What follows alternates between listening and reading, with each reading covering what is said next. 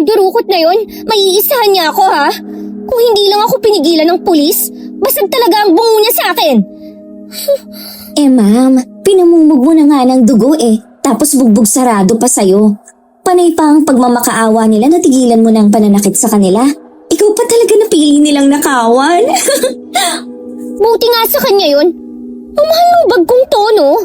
Tapos ibibenta lang naman niya sa murang halaga para magkapera. Wala ka talagang kupas sa martial arts, madam. Ang galing-galing mo. Partida, 2 pa sila, ha? Ay, nagutom tuloy ako. Kumain na muna tayo sa restaurant bago mag-shopping, ha? Nakakainis. Nadumihan pa tong damit ko. Tumawag si Lola Romina. Kanina ka pa niya tinatawagan. Pero hindi mo raw sinasagot kaya sa akin na lang siya tumawag. Chona, paano ko nga siya sasagutin? Kinuha nga ng mga snatcher ang bag ko, diba? Ay, naku mga buwisit. Palibhasa mga hampas lupa. Sa drive-thru na lang pala tayo umorder ng pagkain ha, para mabilis. Ikaw na pong bahala, ma'am. Oh my gosh! Bakit pa kasi ang daming mga batang nanlilimos? Wala pa silang mga parents? Paano kung mabundol sila ng sasakyan, diba? Paharang-harang pa sa kalsada. Mahirap ang buhay.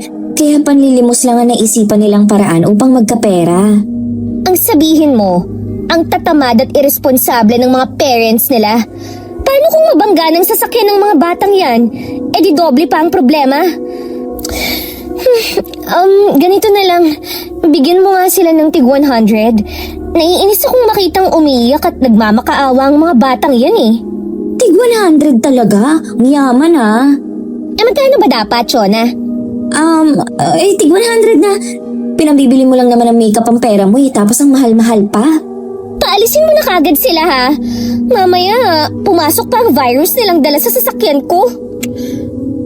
Masayang tinanggap ng mga bata ang tig-100 na ipinabibigay ni Kristal. Malapad ang ngiti ng mga ito at pakaway-kaway pa sa sasakyan bilang pasasalamat. Lumaking spoiled si lolo't lola si Kristal. Pagamat kahit na sosyal, maarte at maluho, ay may ugali siyang mapagbigay. Sa edad na 3 taong gulang ay naulila siya nang sumabog ang eroplanong sinasakyan ng kanyang mga magulang patungong Amerika. Iniwan siya sa kanyang lolo't lola dahil may sakit siya ng mga panahong yun. Dadalo sana sina Leo at Maureen sa kasal ng kanilang kaibigan.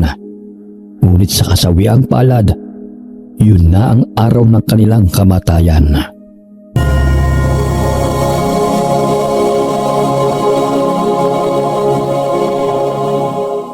Napapailing na lamang si Chona sa dami ng inorder ng kanyang amo. Tila ba'y 5 katao ang kakain nun. Madam, mauubos mo ba lahat ng to? Ang dami. Tapos 2 lang tayong kakain nito. Hindi naman mahilig sina lolo't lola ng fried chicken and fries Ibigay mo sa guard dun sa subdivision. Mukhang pumapayat Tsaka palaging inaantok. Mamaya hindi pa niya magawa ang trabaho niya ng tama. At pasukin pa tayo ng mga magnanakaw. Napuna mo pa talaga yun, ha?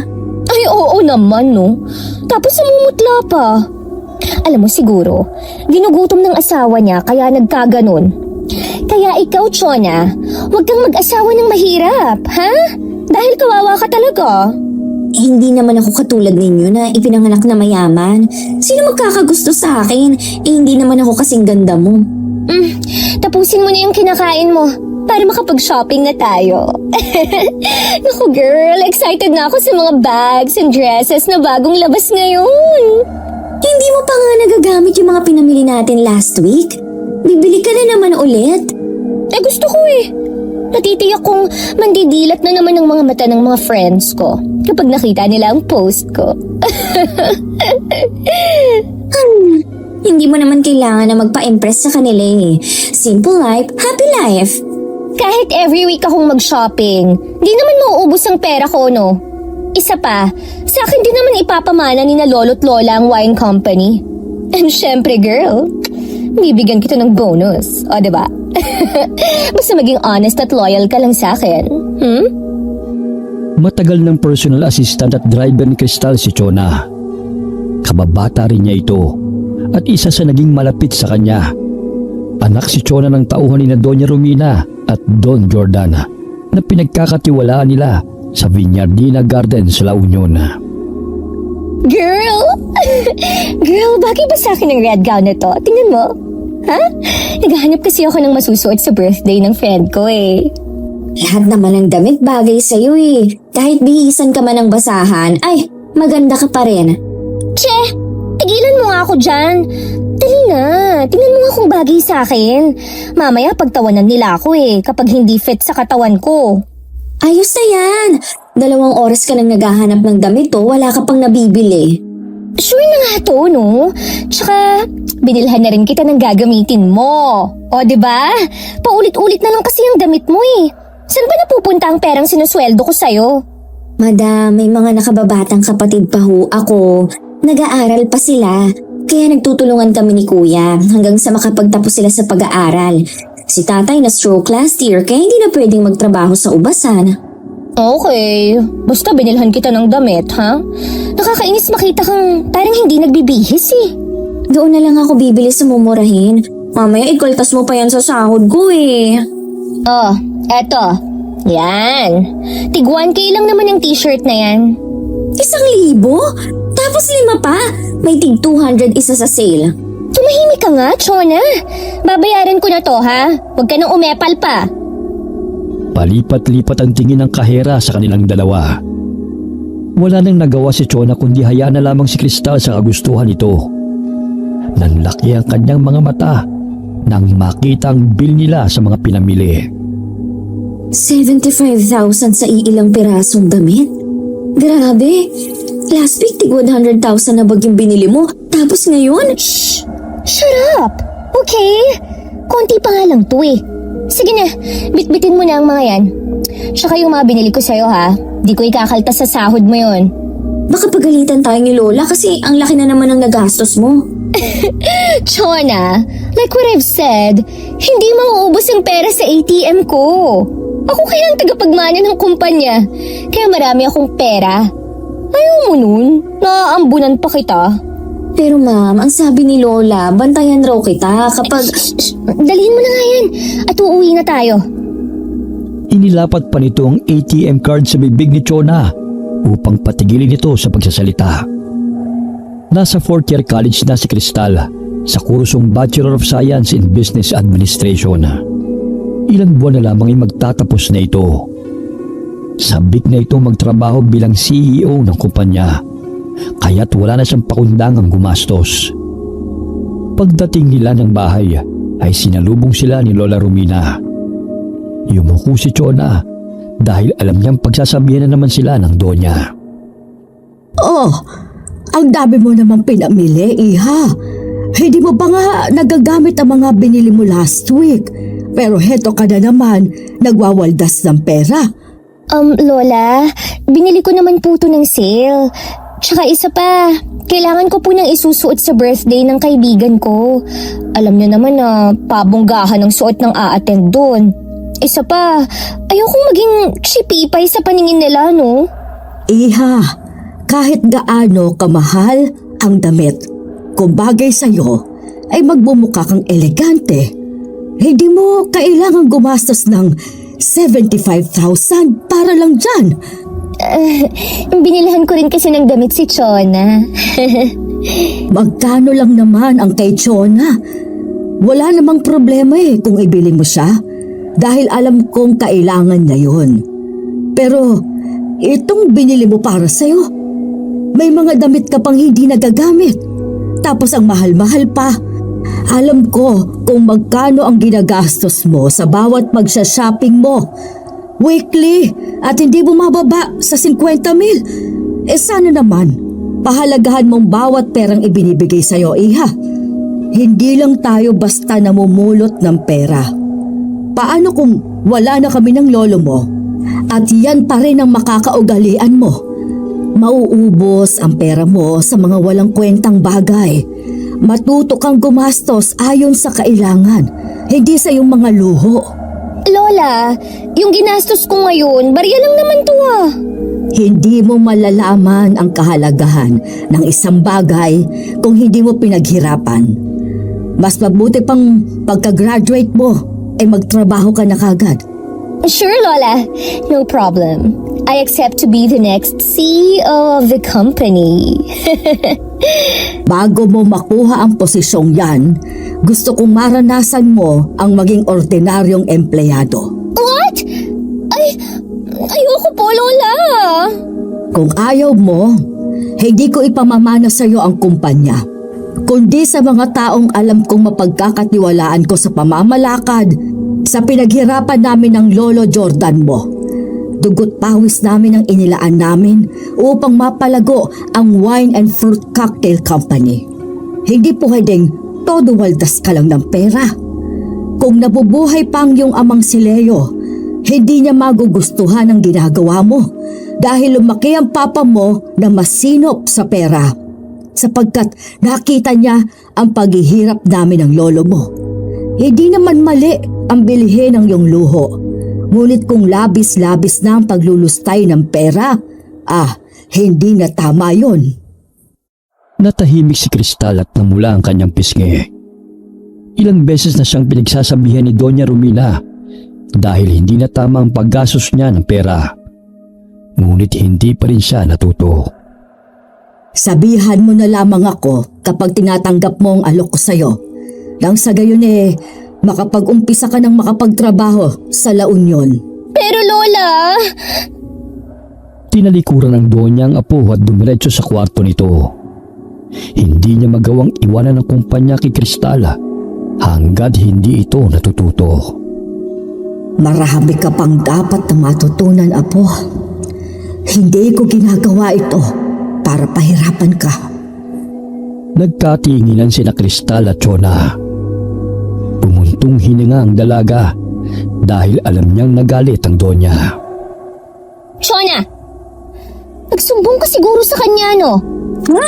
Ay, hindi Bakit ako magsusumbong kung may access siya sa bawat perang ginagastos mo? Baka nakalimutan mong maraming tauhan ng lola mo, no? Siguro yung kakilala na naman niya sa bangko. Anyway, halika na sa kwarto ko. Dali! Nang maisukat ko na ang mga pinamili nating damit. Hindi ka pa ba tapos sa kakasukat ng mga to? Day, hindi pa, no? May 4 pa akong hindi nasuot kanina. Nagmamadali ka eh. Akala ko nga, free ko nang magagamit ang pera sa ATM na ibinigay ni Lolo. Except sa allowance na ibinibigay nila sa akin, may limit naman pala. Ano bang mabibili ko sa 10,000 every week? Marami. Isang buong sahod ko na yun, no?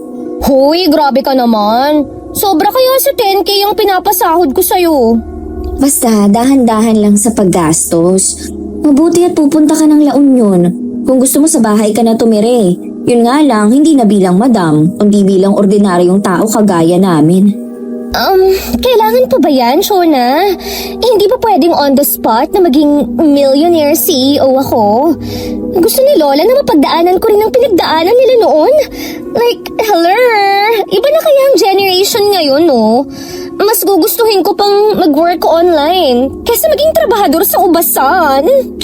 Diba gusto mo ng adventure? Masaya kaya sa probinsya. Kahit hindi ganun karami ang pera, masaya makasama ang mga taong simple lang. Hindi katulad dito sa Maynila, ang sosyal at nagpapalakasan.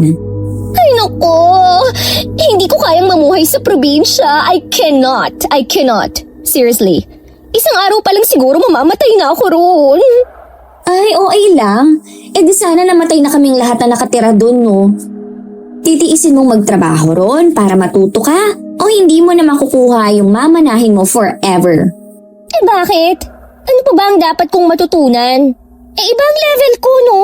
Hindi ko kailangang mamuhay kasamang mahihirap. Ay, grabe siya. Allergic ka pala sa mahirap na katulad ko. Pupunta na ako ng kwarto, magpahinga ka na rito. Tawagin mo na lang ako kapag may kailangan ka, madam.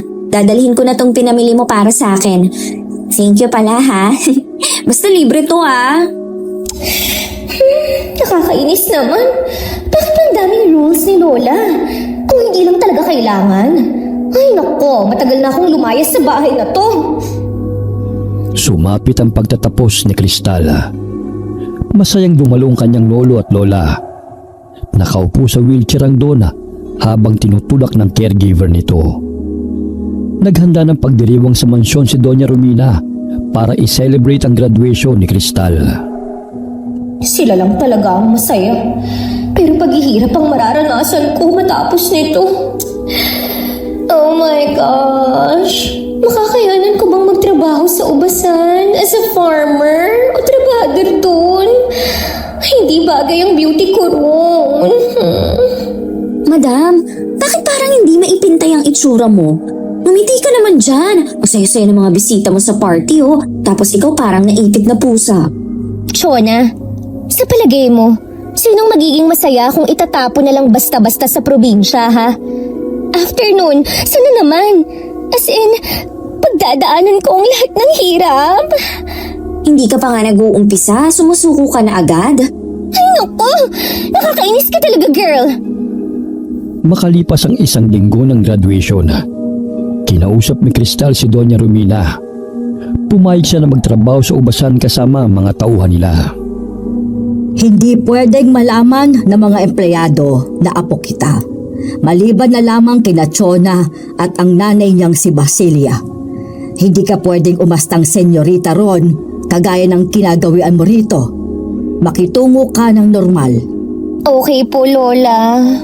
Magkakaroon ka rin naman ng sweldo kagaya nila. Sweldo? Kailangan pa ba yun? May sarili naman akong pera sa ATM, ah. Hindi mo pwedeng dalhin ito. Mamumuhay ka ng katulad nila. Itong 10,000 na pocket money mo. Libre naman ang ticket ninyo sa eroplano. What? Paano ko pagkakasyahin to?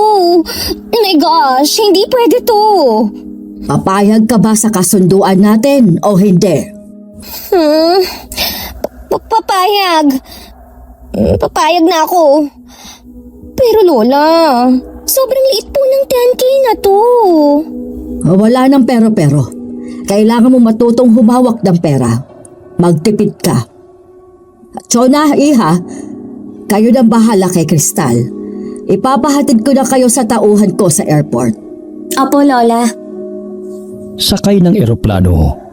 Mahigit 1 oras ang kanilang nilakbay patungo sa probinsya ng La Union.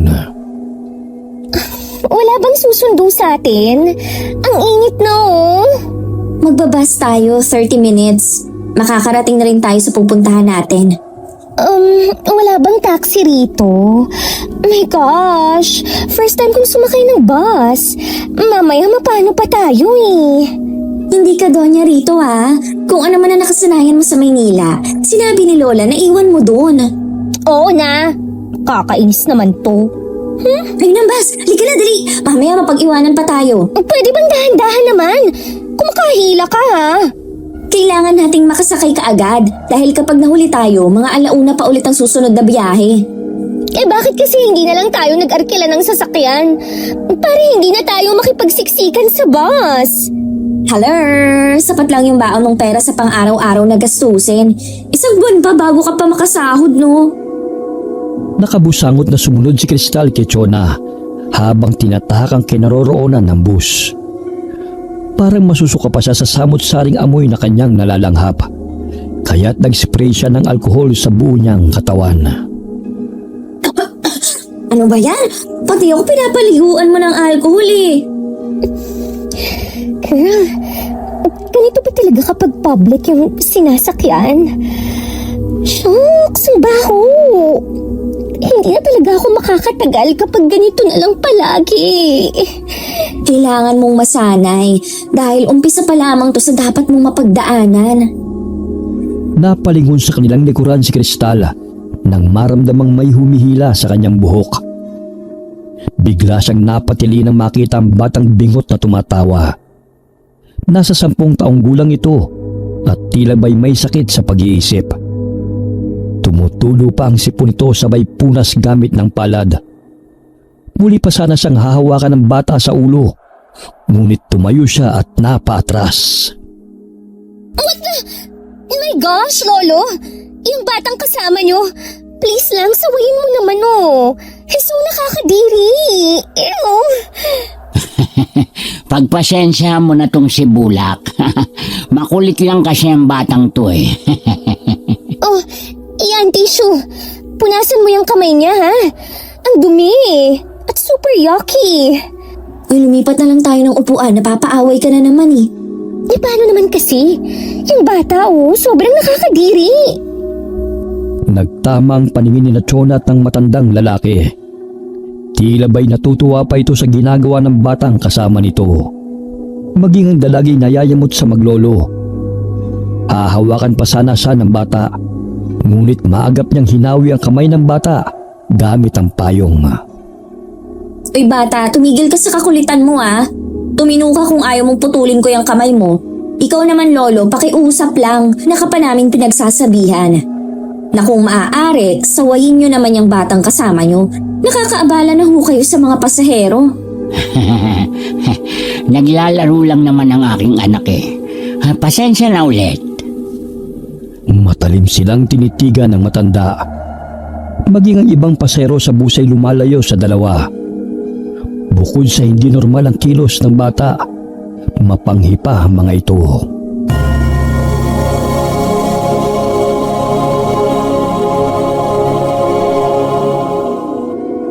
Umupo sila sa bandang likuran malayo sa maglolo. Ngunit lumilingon pa ang mga ito sa kanila habang ang bata'y walang tigil sa pagtawa at dinuduro pa sila. Ganito ba talaga ang mga tao rito, Chona? Tingnan mo yung matanda, Parang mangangain kung makatingin. Tapos yung bata, tawang-tawa pa talaga sa akin. Huwag mo na lang silang pansinin, titigil din ang mga yan. Malayo pa ba tayo? Nangangati na ang buong katawan ko. Gusto ko na talagang maligo. 45 minutes pa bago tayo makarating sa Viñardina. Ang tagal naman. Malapit na. Naunang bumaba ang maglolo. Ngunit wala namang pamamahay at tanging masukal na gubat sa paligid. Tila nakahinga ng maayos sa mga pasahero dahil nabawasan ang naamoy nilang baho. Ay, salamat naman at bumaba na sila. Gosh. Yung driver at konduktor naman kasi. Pumayag pang pasakayin ng dalawang yun. May pamasahe naman sila. Hindi pwedeng mamili ng pasahero, no? What if members sila ng cannibal? O di kaya mga psycho killer na napapanood ko sa movies? Ay, grabe naman yung imagination mo, madam. Hindi ba pwedeng mga simpleng tao lang sila na nakatira sa gubat? I don't think so. Alauna na ng hapon sila nakarating sa Viñardina. Sinundo sila ni Reynana, panganay na kapatid ni Chona. Pagbaba ng busay halos hindi magkandaugaga si Kristal sa pagbitbit ng kanyang bag at maleta. Kaya tinulungan siya ng binata. Kuya, mabuti naman sinundo mo kami. Kasama ko pala si Kristal, ang kaibigan ko. Magtatrabaho po muna siya rito bago po siya matanggap sa Maynila. Nang sa gayon, may matutunan po siya rito. Ayon na rin sa kagustuhan ni Doña Romina. Sige. Sumakay na kayo ng tricycle. Kanina ko pa nga kayo hinihintay eh. Pinaayos ko pa sa talyer yung kotse. Eh di sana, sa airport mo na lang kami sinundo. Kanina ka pa pala nandito. Uy, madam. Kristal, tumahimik ka nga. Marami kayang ginagawa si kuya. Sumakay ka na at nang makarating na tayo sa bahay. Gutom na ako eh. Antaray naman itong kaibigan mo, Chona. Mabuti na lang at maganda. Inirapa ni Kristal ang binata at padabog na umupo sa loob ng tricycle. Napangiti na lamang ang binata sa dalaga na tila ba'y bata itong naiinis. Humanga si Kristal sa lawak ng taniman ng ubas. Nagniningning ang kanyang mga mata habang pinagmamasta ng mayayabong na mga pananim. Ang ganda pala rito, no? Talagang alaga nilang mga ubas. Dapat lang. Ito na ang bumuhay sa amin, kaya kailangan na alagaan naming mabuti. Marami kang matututunan dito, mula magtanim hanggang sa gumawa ng wine. Expert si Kuya Reynan sa mga bagay na yan, Kristal. Kaya siya nang bahala na magtuturo sa'yo. Sa akin lang. Ano naman ang gagawin mo? Di ang matulog sa bahay. Wala pa naman akong trabaho eh. Isa pa, nandito ka para maging trabahador sa Viñardina. Kaya sitting pretty ako sa bahay. What? Bakit hindi ako ako na-inform ni... Akala ko ba malinaw na sa'yo ang lahat? Nandito ka para magtrabaho. Kung anong ginagawa ng mga empleyado, dapat mong matutunan. At sa gayon, ma-promote ka, di ba? Luha ka talaga, Chona. Alam kong kinausap ka Hep, ni... hep, hep, hep, hep! Bawal ang umangal. Kailangan magtrabaho ka ng maayos. Dahil kung hindi, mababawasan sweldo mo. Ikaw ang babawasan ko ng sweldo. Magawa ko lang talaga ang lahat ng pinapagawa sa akin. Ha? I will fire you. Ganon. As if naman talagang magawa mo yan, no? Ay, salamat. Makakapagpahinga na rin sa wakas. Makakatulog na ako ng mahimbing sa bahay. Alam ni Reyna na apo ni Doña Romina si Cristal. Ngunit nagkukunuri lamang siya na hindi niya totoong kilala ang dalaga. Ayon na rin sa kagustuhan ng Doña. Si Reyna ang pinagkakatiwalaan ng Doña sa Vineyard Garden. Siya ang pumalit sa posisyon ng ama ng ma-stroke ito. Ang binatay vineyard manager na siyang tigapamahalan ng mga pananim, pagkontrol ng peste at iba pa. Ngunit simple lamang itong manamit at nagtatrabaho kasama ang mga empleyado. Oh, nandito na tayo. Ako na bahala sa mga gamit niyo. Naamoy ko ng luto ni nanay Sigurado akong pinagluto niya ako ng pansit. Halika na, Crystal. Sigurado ako mapaparami ang kain mo. Diet ako. Kaya kailangan, konti lang ang kakainin ko. Ay, hindi uso diet dito. Marami kang trabaho kaya kailangan mong kumain ng marami. Ipapagawa niyo talaga sa akin lahat, ha? Ay, oo naman. Magtatanim ka ng ubas at magdidilig ng halaman. What? Kada buwan, 10K ang sahod mo. Plus bonus kung masipag ka. Pero kung tatamad-tamad, di walang dagdag ang sweldo mo. Ngayon pa lang, gusto na talaga kitang sabunutan, Chona. Sigurado akong nagsusumbong ka kay Lola. Oops! Isa sa rules ni Lola na walang makakaalam na apo ka niya. Dahil kung may makapagsasabi sa kanya na umaastang milyonarya ka rito, hahaba ang panahon ng pananatili mo sa lugar na to. Hindi kita amo ngayon ha, kaya bawal mo akong utusan. Makikita mo talaga, Chona. Kapag natapos ko ang trabaho ko rito, ha? I will kill you! Halika na nga, gutom lang yan. Dadaling ko na lang tong mga maleta sa kwarto.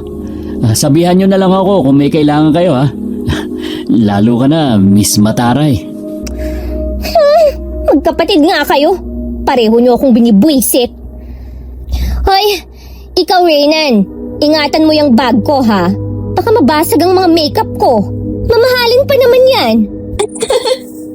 Nagdala ka pa talaga niyan ha. Magtatanim at magdidilig ka lang naman ng ubas eh. Inirapan ng dalaga si Cristal at natuon ang pansin ito kay Reynana na nooy nagpapalit ng damit. Bumungad sa kanyang paningin ng matipunong katawan ng binata. Titig na titig ah. Uy, kung nakakatunaw lang ang tingin, siguro kanina pa natunaw yang si kuya. Sus, napatingin lang issue agad. Ubusin mo na nga yung pinagmamalaki mong pansit. Ang daldal mo. Asus! First time kitang nakita na ganyan ka makatingin sa isang lalaki ah. Kahit na ang dami mong manliligaw, hindi ko naman ganyan sa kanila. Ikaw ha, namumuro ka na talaga sa aking babae ka. Kung hindi lang talaga kailangan na pumunta rito, hindi ako tutuntong sa lugar na to eh. Isa pa, hindi naman kagwapuhan yung kapatid mo para matuon ko ang pansin ko sa kanya. Excuse me. Bakit namumulay ang pisngi mo? May pagnanasa ka kay kuya no? Hindi na nakapagpigil si Cristal kung kaya't kinurot niya sa tagiliran si Chona at pinandilata ng mata. Ngunit hindi niya maintindihan ang sarili kung bakit humanga sa isang lalaki. Kahit marami naman siyang nakikitang mas gwapo at matipunong pangangatawan kaysa kay Reynan.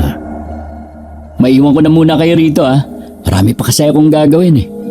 Sige kuya, baka matunaw ka pa kasi rito eh. Oh my gosh, grabe naman ang hot niya.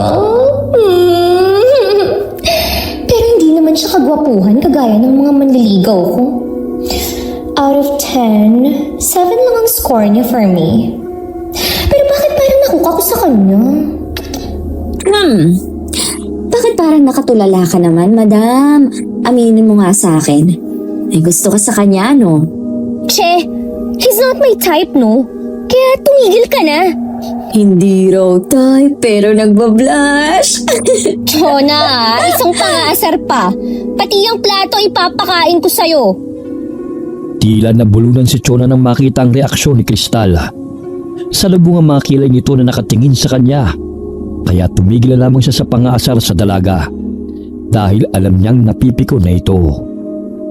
Kinabukasan, alas 6 pa lamang iginising na ni Chona si Kristal dahil unang araw nito sa trabaho.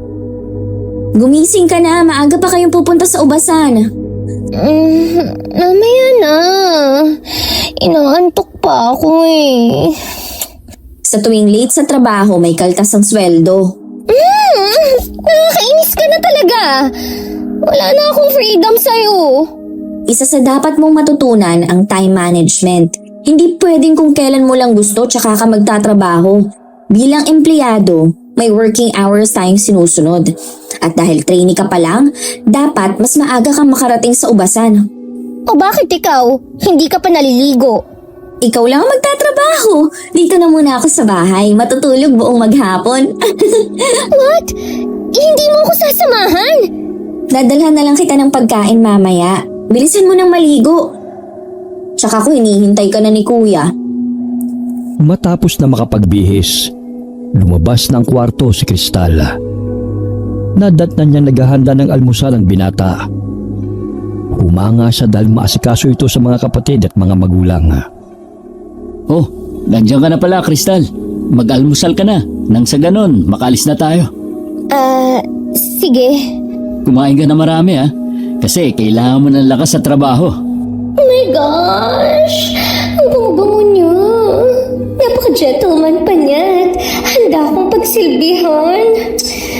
In fairness, bagay sa kanyang singkit niyang mga mata. Sige, kumain ka na. May dumi ba ako sa mukha? Wala. Naparami kasi ang lagay mo ng kanin pero uubusin ko to. Bumilis ang tibok ng kanyang puso nang mahuli siya ng binata na matalim niya itong tinitigan. Nakaramdam siya ng hiya, kaya nabaling na lamang ang pansin niya sa kinakain. Ilang sandali pa'y umalis sila sakay ng tricycle. Nadadaanan nila ang mayayabong na pananim at humanga si Kristal kung paano alagaan ng mga magsasaka ang mga pananim na ubas. Magsisimula muna tayo sa basic, kung paano ang pagtanim at tamang pag-aalaga. Hindi kasi pwedeng sumobra mga abono dahil nakakasama rin sa mga tanim na ubas. Kailangan bang araw-araw na puntahan ng mga pananim? Nakakapagod naman yan. Oo, dahil tinitingnan namin kung may mga peste. Kailangan talagang alagaan ang mga produkto na maayos. Ang lamig ng simoy ng hangin. Nakalanghap din ako ng fresh air. Natitiyak kung magugustuhan mo rito, Kristal. Baka nga mas gugustuhin mo pa magtrabaho rito kaysa bumalik na Maynila Ano? Maging taga-tanim ng ubas? Big no sa akin yan. Parang allergic ka talaga sa lupa Pero hindi ka makakatakas at mararanasan mo talagang gawin ang pagtatanim. Pagdating nila sa Viñardina Garden, ay patakbo silang sinalubong ni Helena. May bitbit itong hose dahil nagdidilig ito ng pananim. Magandang umaga po, Sir Reynan. May kasama po pala kayo. Oo, si Kristal. Bagong trabahador dito. Kristal, siya pala si Helena. Magdadalawang linggo na siya nagtatrabaho rito. Isa siya sa tauhan na mabilis na matuto. Okay. Sir, kung may ipag-uutos po kayo, sabihan niyo lang po ako, ha? Wala pa naman. Pero tapusin mo na ang pagdidilig mo sa mga pananim, Ipapasyal ko muna sa garden to si Kristal para maging familiar siya rito. Tapos na po ako sa pagdidilig, sir. Sasamahan ko na kayo. Isa pa, hindi ko pa nalibot ang buong taniman Required ba talaga ang pagpapakyut kapag kinakausap mo ang boss mo?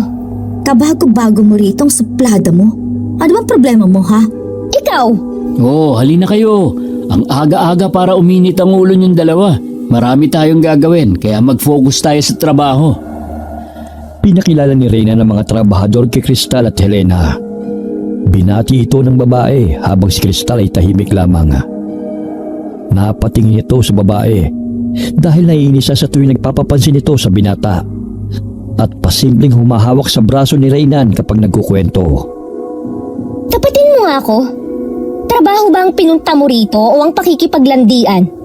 Sabat ka ng sabat sa tuwing magsasalita siya. Tapos ka na niyang ma-orient sa mga dapat mong gagawin, diba? Pwede ba? Umalis ka na at pabayaan mo na kami rito. Kung hindi si Sir Reynan ang nagpapaalis sa akin, hindi ako aalis. At sino ka ba para pagsalitaan ako ng ganyan, ha? Wala ka pa ngang isang araw dito eh. Pero kung umasta ka, akala mo may-ari ka ng ubasan? Hindi ba kayo titigil? Doon tayo para tumahimik kayong dalawa. Binigyan ng tagi-isang walis ng binata ang dalawa upang tumigil na sa pagbabangayan. Malawak ang taniman at may lugar na may pananim na puno ng mangga. Kaya inutusan nito ang dalawa na maglinis sa paligid. Hindi na parte ng trabaho ko ang pagwawalis. Ibigay mo na lang lahat sa kanya ang trabahong to. Hindi pwede dahil may lugar na nakatoka para sa kanya. At ikaw, Miss Mataray, kailangan mong linisin ng lugar na ito. At saka yung mga damo na tumutubo, pakialis na rin ha. Konti na lang naman yan eh. What? Huwag ka nang umangal pa. May pupuntahan pa ako. Babalik din naman ako eh. Isa pa, ang dali ng trabahong yan. Wala pa yan sa kalahati na ipagagawa sa'yo. Hoy! Huwag mo akong iwan dito! Hindi ito ang trabaho ko! Kapag nagtatrabaho ka sa Vinyardina, dapat flexible ka. Hindi pwedeng mamili ng trabaho. Kaya sige na, umpisahan mo na magwalis para matapos mo yan bago mananghalian. Ang lawak nito oh. Paano ko matatapos? Tumigil ka sa pagrereklamo. Tignan mo nga yan si Helena. Kahit anong trabaho, walang angal. O sige, see you later ha. Helena. Puro ka na lang Helena. Bida-bida at filingera naman ng babaeng yan eh. Nakasuot siya ng malapad na sombrero habang nagwawalis. Saglit siyang napatigil at napasulyap kay Helena. Nakatingin ito sa kanya at napapangisi. Mukhang witch sa haba ng buhok niya. Hindi naman kagandahan. Pero ang arte ha. Oh, bakit mukhang bad trip ka na naman? Naku, first day of work, wala sa mood. Paano magiging maganda ang araw ko kung may bruha sa paligid? Dagdagan pa ng kapatid mong pinapalinis sa akin to oh. Oh, anong problema? Hello! Nakakapagod kayang magwalis dito. Chona, tulungan mo ako. Ay, ayoko nga. Trabaho mo yan kaya dapat mong tapusin. Hindi ka pa nangangalahati, pagod ka na agad. Tapusin mo na yan para makakain na tayo. Wisit talaga kayong magkapatid. Kalalagyan talaga kayo sa akin kapag nakabalik na ako ng Maynila. Sa umpisa'y nahihirapan si Cristal sa trabaho. Ngunit habang lumilipas ang mga araw, ay unti-unti siyang natututo sa pagtatanim at pag-aani ng mga ubas. Naging malapit na rin siya sa mga taong nagtatrabaho roon, maliban lamang kay Helena. Madam, bakit hindi mo pinapansin si Helena? Mukhang mabait at masipag nga siya eh. Hindi ko siya feel, girl. Para bang walang gagawing tama.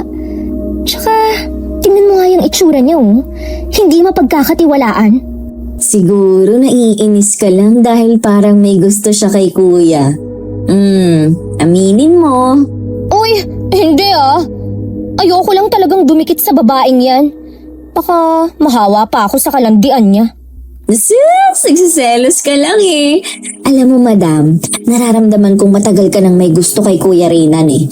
Iba kasi kung makatingin ka sa kanya, parang lalamunin mo siya na hindi ko mawari. Loka-loka. Mamaya may makarinig sa'yo at maniwala sa pinagsasasabi mo eh. Hinila nito ang buhok ni Chona, dahilan para mabuwal ang dalaga sa kinauupuan nito.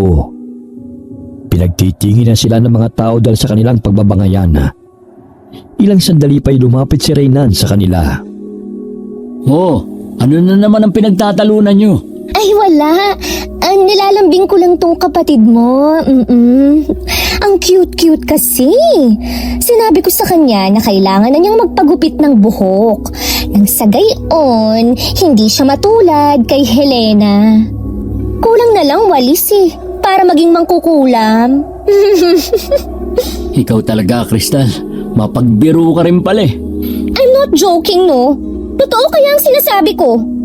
Narinig ka oh, mamaya magalit yun. Alam mo doon, papunta na siya rito. So anong paki ko? Hindi ako takot sa kanya, no? Excuse me. Narinig ko na akong pinag-uusapan ninyo. Pero hindi naman masama ang loob ko eh. Mangkukulang man ako sa inyong paningin, ayos lang naman. Ang importante, hindi ako katulad mo na parang anak araw. Chona, Sir Reynan, sa susunod na linggo, fiesta po sa baryo namin. Gusto ko po kayong imbitahan. Pasasalamat na rin po dahil tinanggap niyo ko sa trabaho. Inimbitahan ko na rin ang iba nating mga kasama, kaso hindi raw sila pwede eh. Sana naman, paunlakan ninyo ang aking paanyaya. Kung hindi busy, pupunta kami. Linggo naman po, day off naman natin. Paminsan-minsan, kailangan din po natin maglibang, hindi puro trabaho. O sige. Susunduin ko na lang kayo sa labasan. Basta sir, walang atrasan ha. Kabebe yarn. Kakabwisit ha. Crystal, sumama ka na rin sa amin. Mas masaya kapag marami. Para naman makapamasyal ka naman.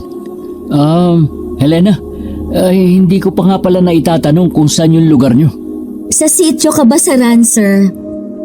Hindi pamilyar ang lugar na yan sa akin Crystal, pwede ka namang sumama. Kung gusto mo lang naman. Dahil ipagluluto ko si Sir Reyna ng masarap na putahe na hindi mo pa natitikman. She, feelingera ka? Hindi bagay sa'yo ang magpabebe, girl. Tingnan mo nga yung itsura mo. Parang pusa kang naipit. Pigilang tawa ni Reynan dahil sa sagutan ng dalawa. Ngunit si Chona ay napahagalpak sa tawa dahil kulang na lamang isang bunutan ni Crystal ang babae. O siya, 6:00 na. Magsiuwi na tayo. Baka mamaya, saan pa mapunta ang usapang ito? Basta sir, aasahan ko ang pagbisita mo sa lugar namin. Mag-e-enjoy ka ron. Gusto kasing magpasalamat sa'yo ni tatay ng personal. Hindi na kasi siya makababa ng bundok dahil hirap na siya sa paglalakad eh.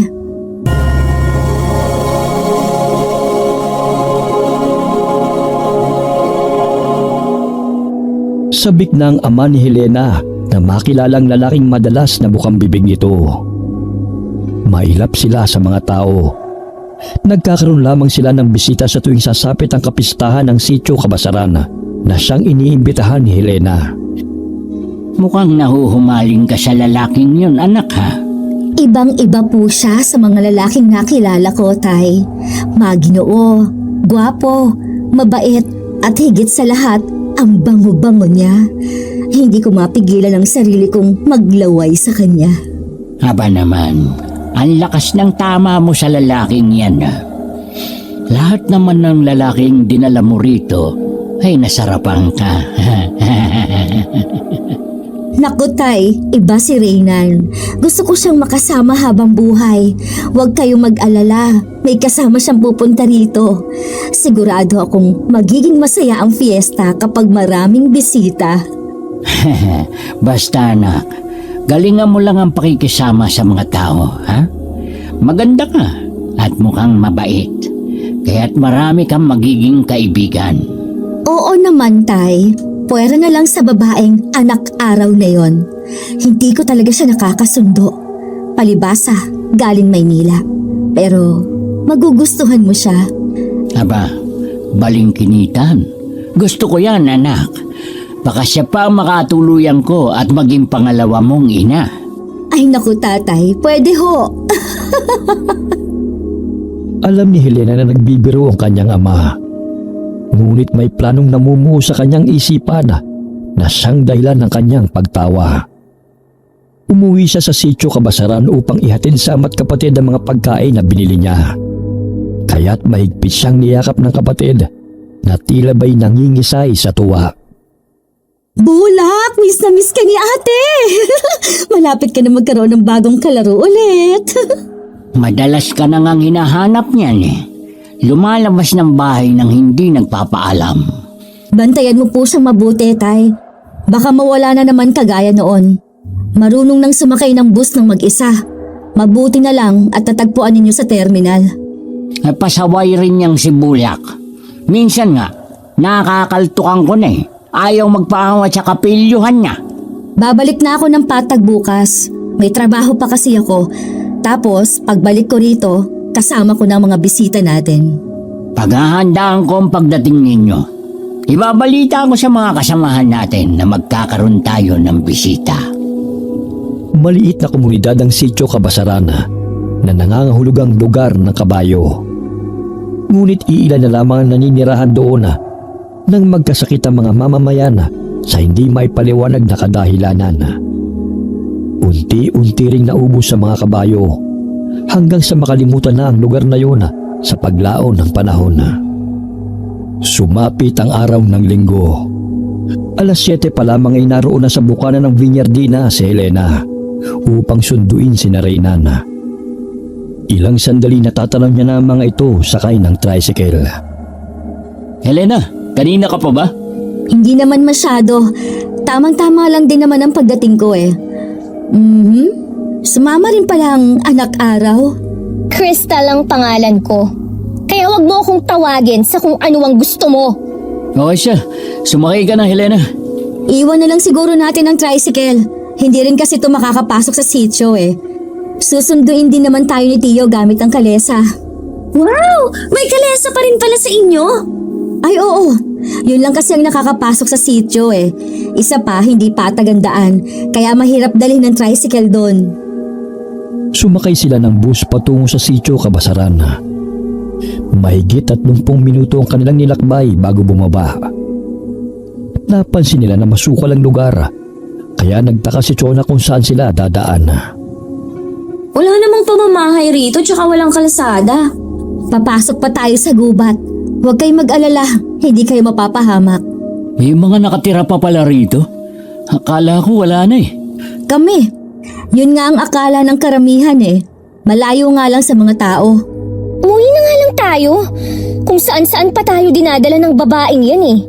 Mamaya, may bad motives pala sa atin. Ikaw na lang ang umuwi. Total, ikaw lang naman ang maarte eh. Tama na nga yung pagtatalo nyo. Oh, saan na tayo dadaan? Sa tulay ng Kawayan. Alam ninyo, dinadayo ang lugar na ito noon. Kaya lang dinapuan ng sakit ang mga kabayo at ilang residente. Kaya't nagsialisa ng mga naninirahan sa amin. At iilan na lamang ang natira. Kabilang na rin ng pamilya ko. Parang may naikwento nga rin si Lola noon, kuya. Pero ibang bersyon. Nagkasakit raw ang mga hayop dahil sa matandang babae na dumating sa lugar na to na pinaghihinala ang aswang. Siyang dahilan ng pagkakasakit ng mga hayop at mga tao. So aswang ka, Helena. Gusto mo kaming kainin? Ha? Nagpapaniwala pa kayo sa aswang? Eh di sana, kinain na kaming lahat na naninirahan doon ano? Sadyang binaon na sa limot ang lugar namin dahil sa masamang pangyayari at kung ano-anong kwento na ang naririnig. Pero maganda pala ang lugar na to ha. Ngayon lang ako nakarating dito. Eh, hindi ka naman yata umaalis sa Viñardina eh. Puro ka na lang kasi trabaho, sir. Kaya makakapag-relax ka rito. Malayo pa ba tayo? Kanina pa tayo naglalakad pero wala pa akong nakikitang ibang tao. Parang hindi naman fiesta eh. Medyo malayo-layo pang lalakarin natin. Ay naku, gutom at pagod ang aabuti natin dito. Bakit ka pa kasi sumama? Eh puro ka naman reklamo.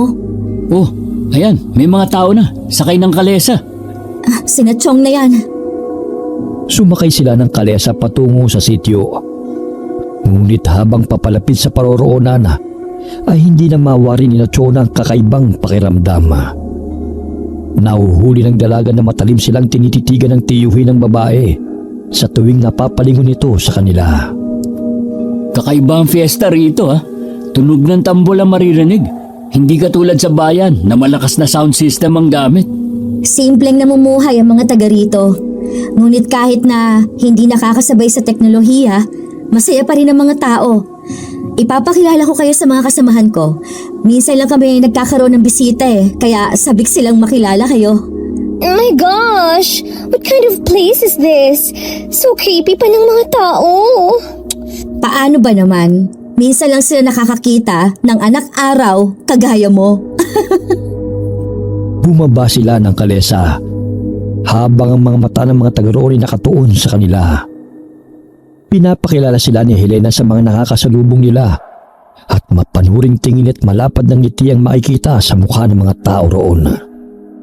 Huwag kayong matakot. Masaya lamang silang makita kayo. Nanibago lang sila sa inyo. Bakit parang wala naman kayong bisita maliban sa amin? Naku, napaaga lang ang dating natin. Mamaya magsisidatingan na rin ang mga tao. Parang mga katutubo pala mga taga rito, Helena. Mga sinaunang pamamaraan pa rin ang gamit nila sa pagluluto. Tingnan niyo yun, oh.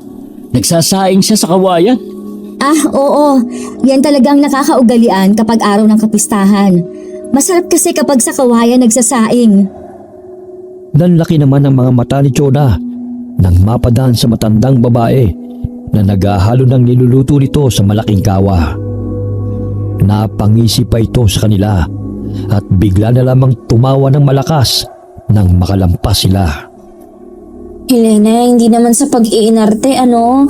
Pero parang napaka-weird na mga taong nakatira sa lugar ninyo. Satcho lang, girl. Yung tipong hindi gagawa ng tama. Umalis na tayo. Baka ano pa ang gawin nila sa atin? Napapraning lang kayong dalawa. Walang mangyayaring masama sa inyo rito, no? Lalo na kay Sir Reynan. Sir, sigurado akong magugustuhan mo ang niluto kong adobo at litsyong manok. Wow ha! Kung makakapit ka, wagas. Pwede ka naman sigurong magsalita ng hindi nakadikit yung katawan mo sa kanya, no? Ano bang problema mo, ha? Hindi mo naman nobyo si Sir Reynan para pagbawalan ako lumapit sa kanya? Oh, sinabi ko bang nobyo ko siya? Kung makayakap ka sa braso niya, parang tukukang hindi makaihi ng 1 week. Isa pa, nakakaumay ang pabebe mong boses na para bang butiking naipit. Ew! Sumusobra ka na sa pang-iinsulto sa akin, ha? Akala mo kung sino ka kung makapagsalita ka? O bakit? Anong gagawin mo, ha? Itinulak ni Helena si Kristal kaya't napatras ito. Nang napalingon ng dalaga sa nasandalan nito, ay bigla siyang napatigil nang makita ang batang naangisi sa kanya. Ay, Tiyanak! Oh! Uy, lumayo ka nga sa akin! Bitiwan mo nga ako! Alis! Shoo! Shoo! Hindi siya tiyanak. Anak siya ng kapitbahay namin. Kung makataboy ka sa kanya, parang hayop pa. Bata, pwede bang lumayo-layo ka ng konti sa kasama ko? Alam kong nanimbago ka sa kaputian niya. Baka magkapasapa yan sa ginagawa mo. Pasensya ka na, bata, ha? Halatang nanggigigil ang bata kay Kristal sapagkat kinukurot niya ang dalaga. Kaya't mahina niya itong naitulak nang nakaramdam na siya ng pagkainis. Hoy, Kristal, huwag mo naman siya saktan, ha? Bata yan at naninibago lang sa'yo. Nakikita mo naman ang ginagawa niya sa akin, 'di ba? Pero hindi mo sinasaway. Sabihin mo sa kanya na hindi ako manika na pwede niyang kurut-kurutin. Tumakbo ang bata palayo, ngunit tumatawa pa ito habang nakatanaw kay Kristal. Tinapik ng binata ang balikat ng dalaga upang pakalamahin. Ilang sandali inakbayan siya nito at kinausap upang humupa ang kanyang pagkainis. Nakasimangot si Helena nang makita ang ginagawa ng binata kay Kristal. Lalapit pa sana ito kay Reynan, ngunit pumagitna si Chona upang hindi maagaw ng babae ang atensyon ng kapatid kay Kristal. Babantayan na lang kita. Nang sa ganon, hindi manggigil yung mga bata sa'yo. Nakyutan lang sila sa'yo kasi akala nila manikang naglalakad ka eh. Kurot na may kasamang hila pa eh. Hinaharas na ako ng batang yun. Ngayon lang sila nakakita ng mistisang manika. Pero hindi nila alam ang taray mo. Kinindatan pa nito ang dalaga matapos na magsalita. Ilang sandali dinala sila ni Helena sa kubo. Walang tao ngunit nakahanda ng mga pagkain sa lamesa. Hindi lumalayo si Reynan kay Kristal na animoy pinoprotektahan nito ang dalaga na siya namang kinainis ni Helena. Ito na ba ang bahay niyo, Helena? Pahingahan ko ito. Sinabihan ko si tatay na ilagay na lang dito ang mga pagkain Magulo kasi sa bahay eh. Nakakaya naman sa inyo. Sige na, maupo na kayo. Sir Reynan, dito ka na umupo sa tabi ko. Dito na lang ako sa tabi ni Kristal. Mas maganda kasi na malapit sa bintana eh. Eksaktong 12:00 ang dating natin Kaya pala nagre-reklamo na tong tiyan ko. Naningkit ang mga mata ni Helena nang mapansin na hindi lumalayo si Reynan kay Kristal. Pansamantala niyang hinayaan yun kahit naiinis ang makita na magkalapit ang dalawa. Ilang sandali pa inilapag ng babae ang lechong manok sa mesa para makapagsimula na silang kumain. Naku, dumudugo pa oh. Hindi pa tuluto, Helena. Luto na yan. Maarte ka lang talaga. Isa lang na lang ulit natin sa apoy. Ako nang bahala rito. Tumayo si Reynan at tumungo sa kusina ng kubo. Tinulungan niya si Helena upang maisalang muli sa apoy ang lechong manok. Napapansin niyang madalas na paghaplos ng babae sa kanyang mga braso at pagdikit ng dibdib nito sa kanya. Helena, alam kong masaya ka sa pagdating namin dito. Pero hindi maganda sa babae na magpakita ng motibo sa isang lalaki gaya ko. Maganda ka, pero hindi ako ang lalaki na para sa'yo. Bakit hindi? Alam mo, sir, nakakahiyamang aminin. Matagal na kitang gusto eh. Dahil ba nahuhumaling ka na sa babaeng yun, kaya ayaw mo sa akin? Noong wala pa siya, maayos naman ang samahan natin Bilang kaibigan lang ang turing ko sa'yo, Helena. Hindi na hihigit pa ron. Ang ngiti sa mukha ng babae napawi nang marinig yon mula sa binata. Hanggang sa tuluyang naluto ang manok at agad nila itong pinagsaluhan. Tahimik na kumain si Helena kasama ang kanyang mga bisita. Nang biglang may sumulpot na batang lalaki sa bintana at muntik nang tamaan ng kutsilo nito si Kristal. Ngunit maagap na nahawakan ng dalagang kamay nito, dahilan para magpumiglas ang bata. Oh shit! Gusto mo pa akong patayin, ha? Hoy bata! Siya yung batang nakasabay natin sa bus nun Oo, siya nga. Hoy, hanggang dito ba naman sinusundan mo ko, ha? Ano bang kailangan mo sa akin?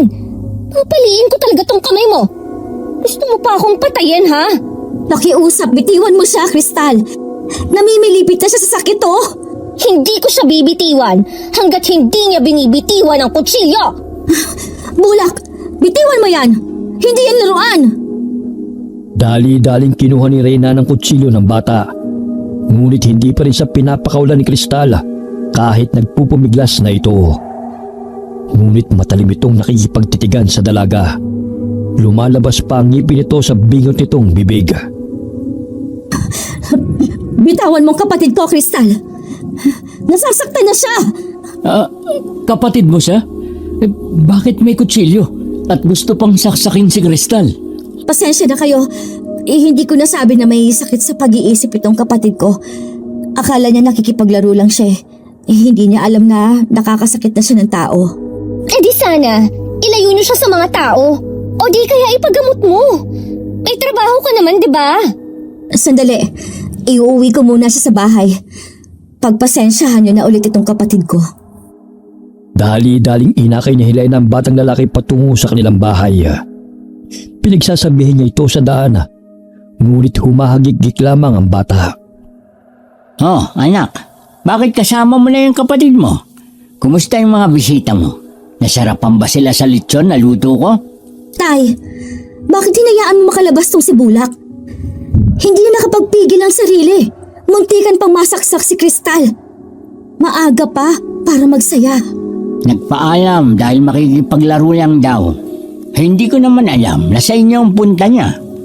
Ay, mandar na naman ang kakulitan ng kapatid mo. Oh, iwan mo na siya at ako nang bahala sa kanya. Bulak, mamaya ka pa makikipaglaro sa kanila. Lalo na sa babaeng anak araw na yon. Hindi pwedeng maisipan nilang umalis dahil maaga pa. Oh, sige na, bumalik ka na sa kubo at ihahanda ko lang ang gagamitin natin mamaya. Sabik na akong makatikim ng sariwang laman at dugo sa kapistahan ng baryo. Tay, basta ayokong saktan ninyo si Reynan. Pakisabi sa mga kasamahan natin dahil akin siya at gusto ko siyang asawahin. Bahala na kayo sa dalawang babae. Oo na, masusunod anak. Hinahasa ng mabuti ng matandang lalaki ang kanyang itak na ginagamit niya sa pagtatay. Sumilip siya sa bintana at naaninag niya ang mga bisita nila na naroon sa kubo. Aba, ang ganda ng isang yun ah. Kaya siguro nasasabik si Bulak dahil mistisa at mukhang manika. Magiging akin na siya.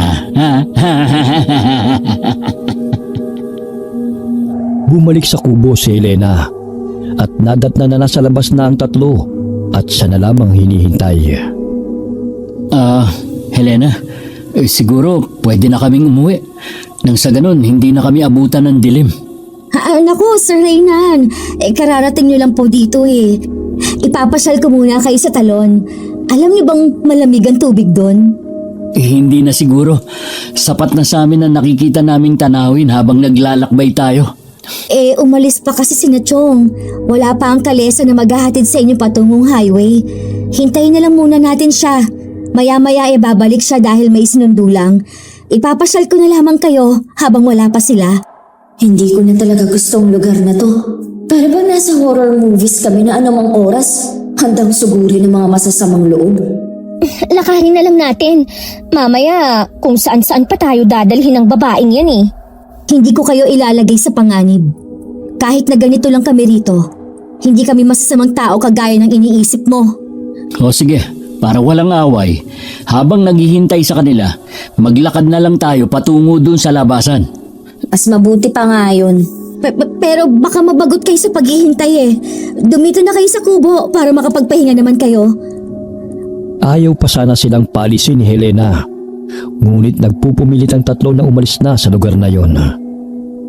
Ilang sandali pa'y may narinig silang sigaw ng babae na tila ba'y humihingi ng tulong.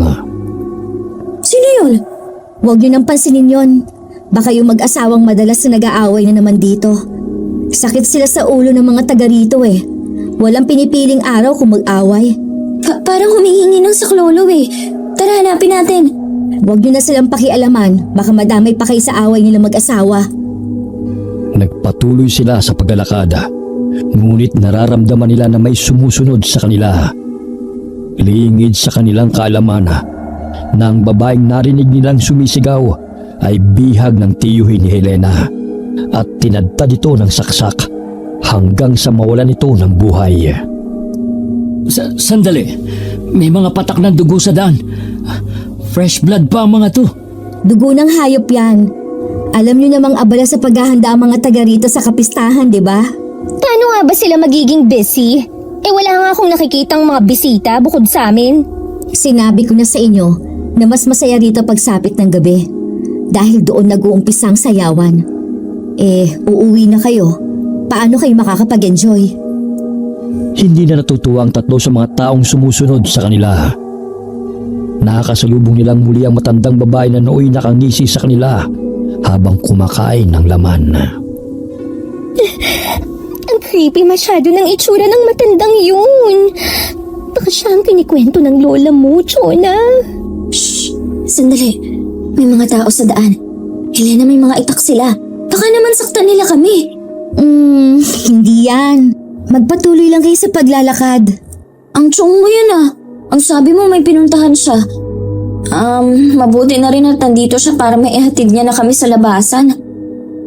Ngunit humisi lamang ng malapad si Helena na siyang ikinabahala ng tatlo. Ilang sandali pa'y lumapit ang mga kalalakihan sa kanila at doon na nagsimula ang kanilang pangamba. Helena, sandali. Bakit parang susugurin nila kami? Reynan, huwag ka mag-alala. Hindi ka nila sasaktan. Dahil akin ka. Ipaubaya mo na lamang sa aking mga kasamahan sina Cristal at Chona. Mula sa araw na ito, maninirahan ka na sa tribo kasama ko. Hoy, Helena. Sinasabi ko na nga ba eh. Masama kang tao. Hayaan niyo na kaming makauwi. Yon ay kung makakauwi pa kayo. Alam mo, Crystal, noon pa ako gigil na gigil sa'yo. Makakaganti na rin ako sa pambubuli mo sa akin. Lalo na sa pananakit mo sa aking kapatid. Wala pang nakakalabas dito ng buhay.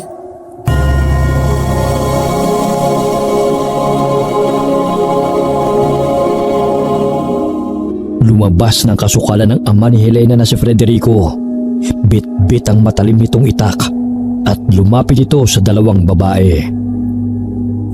Oh, hindi na nila tayo bubuhayin! Sinasabi ko na nga ba eh! Aray! Aray! Helena, bitiwan mo ako! Ano ba? Akin ka lang, Reynan. Hindi ako papayag na magkakalayo pa tayong dalawa. Ako ang nababagi sa'yo at hindi si Crystal. Nahihibang ka na, Helena! Itinulak nito ang babae at ang dalawang lalaki na pumipigil sa kanya. Dahilan para magkaroon siya ng pagkakataon na makatakbo palayo. Habulin niyo siya! Ngunit huwag niyong siyang papatayin. Iharap niyo siya sa akin ng buhay dahil magpapakasal kami mamaya sa kabilugan ng buwan. Nasa na ba si na Crystal at Chona? Kailangan ko silang hanapin. Lintek, kuta pala ito ng mga mamamatay tao. Walang hiyang Helena yun. Ipapahamak pa niya kami. Hindi tumigil sa pagtakbo sina Chona at Crystal hanggang sa makalapit ang tatlong kalalakihan sa kanila. Madam, may mga patalim sila. Katapusan na natin. No, Chona! Hindi ako papayag na matalo lang ng mga taong to! Hindi pa ako nagiging ganap na tagapagmana ng company at maging CEO! Dahan-dahang dinampot ng dalawang sanga na kanilang naapakan at yun ang ginamit na sandata laban sa tatlong kalalakihan na nakapalibot sa kanila. Uy, ang kinis ng isang ito. Ang sarap-sarap siguro ng laman at dugo nito. You freak! Layuan mo nga kami! Hindi kami pagkain! Ipapakulong ko kayo at hindi na palalabasin sa kulungan! Hindi niyo yata kilala kung sino ang mga connections ko, ha? Ipapakulong daw? Yun ay kung makakalabas pa kayo rito. Wala kaming pakialam kung sinong Poncio Pilato ang mga koneksyon mo. Dahil hindi ka na nila makikita kahit kailan. Lumapit ito kay Crystal at akmang hahatawin ng itak. Ngunit maagap siyang tinadyakan ng dalaga sa sikmura ng 2 beses bago hinambalos ng sanga sa ulo. Nagamit niya ang pagiging black belter sa martial arts sa pagkikipaglaban sa mga lalaking gustong pumatay sa kanila. Ganon din si Chona na natuto ng martial arts sa tulong ni Crystal. Kunin na lang natin ang mga patalim nila. Pero hindi ko pa kayang pumatay. Me too! Nasaan na kaya ang kuya mo? Marunong ba siyang makipaglaban, ha? Parang hindi. Medyo mahinhin pa naman yun kung kumilos. Maginoo pero hindi bastos ang atake nun. Oh my gosh! Kailangan natin siyang hanapin. Hindi tayo safe sa place na to. Wait! I remember. May stun gun ako dito. Magagamit ko to laban sa kanila. Parang naliligaw na tayo. Nagsisimula na ring dumilim. Pero hindi pa natin nahahanap si Kuya. Nandito lang pala kayo. Huwag na kayong magtangkang tumakbo dahil hindi naman kayo makakatakas. Huwag kang lalapit, tanda. Dahil ihahampas ko talaga tong sanga sa'yo. May respeto ako sa nakatatanda sa akin. Pero kapag gagawa ka ng masama, hindi ako magdadalawang isip na saktan ka. Yan ang gusto ko. Palaban. Ang ganda-ganda ng kasama mo. Gusto ko siyang matikman. Gusto ko siyang maging asawa. Tanda-tanda mo na. Pero so yucky ang nasa isip mo. Over my dead body, no? Yan ang tipo ko sa babae. Maarte at mestisa.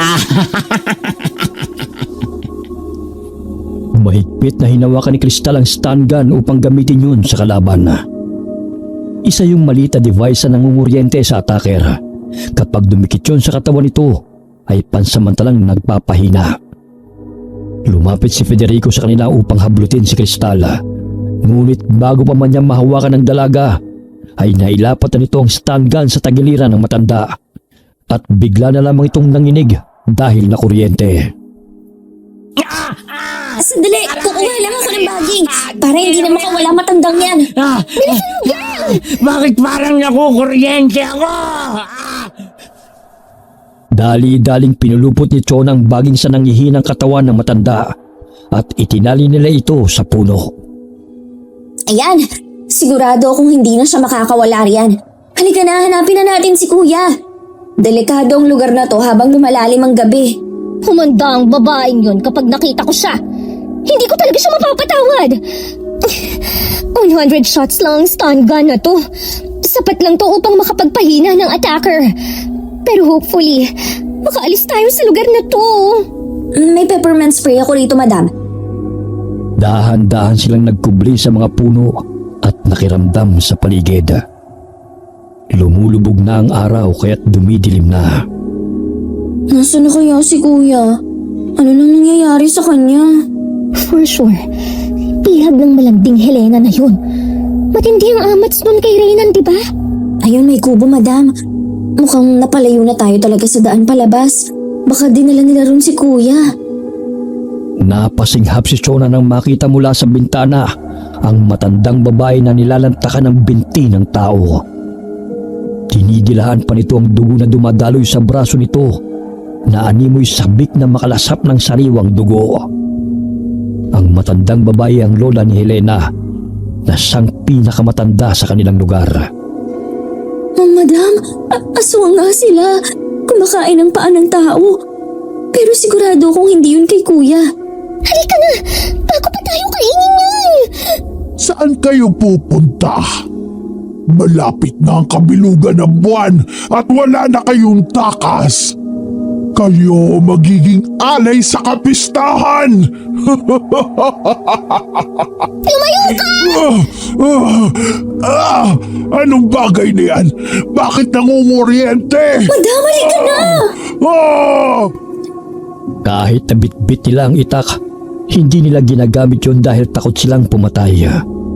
Bumulagta sa sahig ang matandang babae dahil sa panghihina. Kaya tumakbo na naman silang muli at nagkubli sa mga talahiban.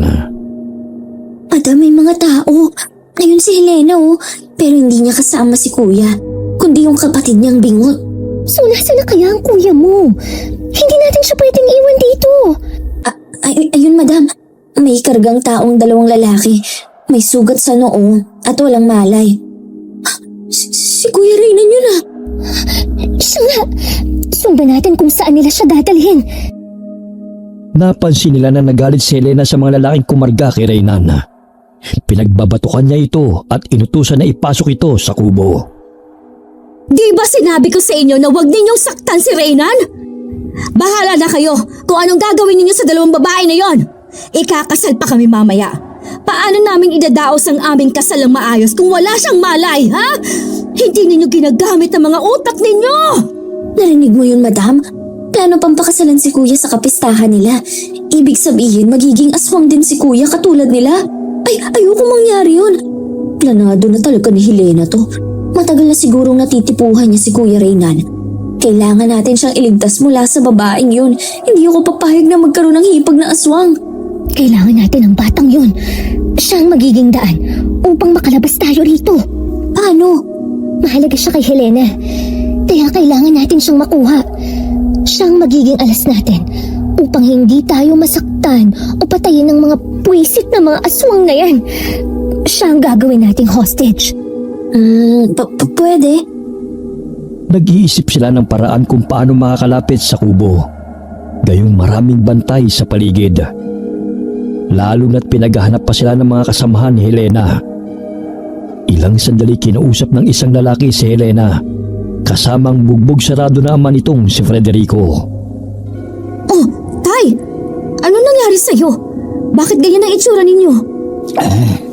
Hindi mo naman sinabi na wala ka sang babaeng anak araw. Sila may gawa nito sa akin. Tapos kinuryente pa ako at tinali sa puno. Mabuti na lamang at dumaan tong si Empen. Umanta sa akin ang babaeng yon. Kapag nakita ninyo siya, patayin na ninyo! Akala ko mahinhin. Yun pala, magiging tinik sa kapistahan at kasal namin ni Reynan. Naningkit ang mga mata ni Kristal nang marinig ang sinabi ng babae. Nanatili sila sa talahiban at hinintay kung kailan susuguri ng mga aswang. Pumasok si Helena sa kubo at ginamot ang sugat sa noo ng binata. Hinalik-halikan nito ang pisngi ni Reynan hanggang sa magising ito. Ngunit nakagapos ang mga paa at kamay nito sa lubid. Aray, ang sakit ng ulo ko. Huwag kang masyadong gumalaw. Ginagamot ko ng sugat mo. Pagpasensyahan mo na si Chong at nasaktan ka niya, ha? Hindi niya kasi alam na ikaw ang napili kong pakasalan sa araw mismo ng kapistahan ng baryo. Kasal? Anong pinagsasasabi mo? Hindi ako maaaring magpakasal sa'yo. Hindi kita gusto at higit sa lahat ayaw kong maging katulad niyo. Nasaan sina Chon at Kristal? Anong ginawa mo sa kanila? Huwag mo na silang isipin pa. Ang importante, magpalakas ka dahil pagkatapos ng ating kasal, buong araw buo akong maaangkin. Matagal ko nang inaasamang matipon ng bisig mo, Reynan. Alam kong nasasabik ka rin na matikman ako. Baliw ka, Helena! Pakawalan mo ako rito! Kumalma ka, Reynan. Huwag mo sayangin ang lakas mo sa pagpupumiglas. Dahil akin ka na ngayon. Pilit na iniiwasan ng binata ang halik ng babae na dumampi sa kanyang bibig. Nandidilo siya sa tuwing naiisip na kumakain ito ng laman ng tao. Maya-maya'y inilipat si Reynan patungong bulwagan kung saan idadaos ang kasal nila. Pinaupo siya sa silya, ngunit nakatali pa rin ang kanyang mga kamay at paa. Sa mahabang mesa ay may tinadtad